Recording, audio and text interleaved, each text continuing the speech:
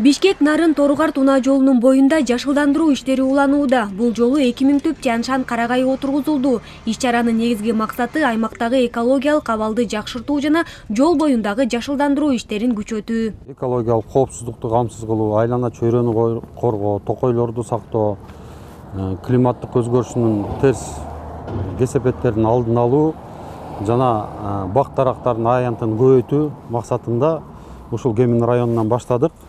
Чүй районунда, Токмок шаарында, Ысык Ата, Аламидин, жалпы бардык райондордо ушундай иш-чаралар жүрөт.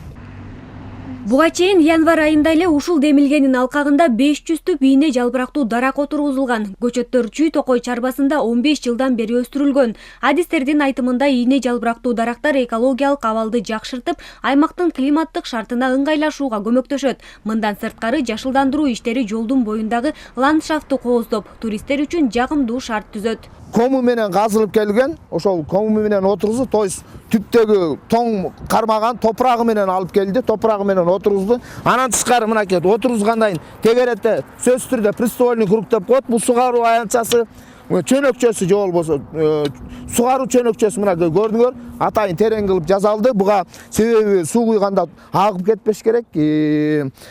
Топтолуп сууга тамырына сиңгендей кылып туруп атайын чөнөкчөлөр жазылды.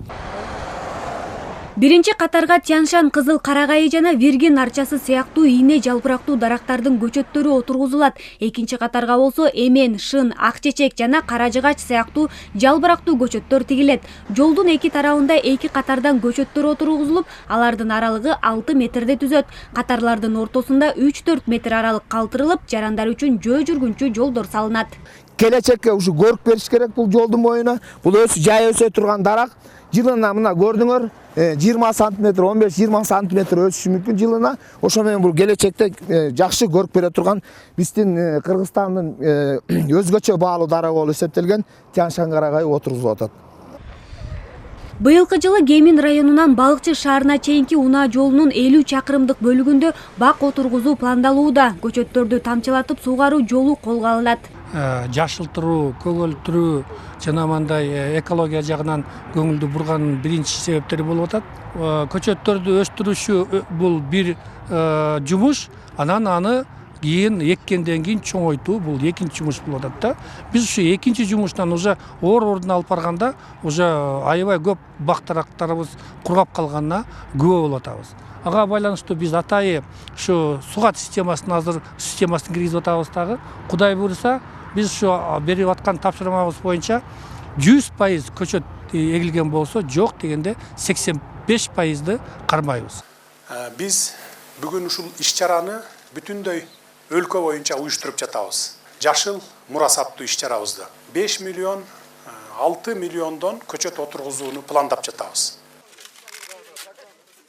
Бул иш-чара өлкө башчысы Садыр Жапаровдун демилгеси менен башталган Жашыл Мурас улуттук кампаниясынын алкагында өткөрүлдү. Бул кампания 2022 жылдын март айында президенттин тоолордун экосистемаларын коргоо жана климаттык туруктуулук жылы жарлыгынын негизинде башталган. Өлкө боюнча 8 миллионго жакын көчөт отургузулду. Мындай иш-чаралар мындан ары да улантылмакчы.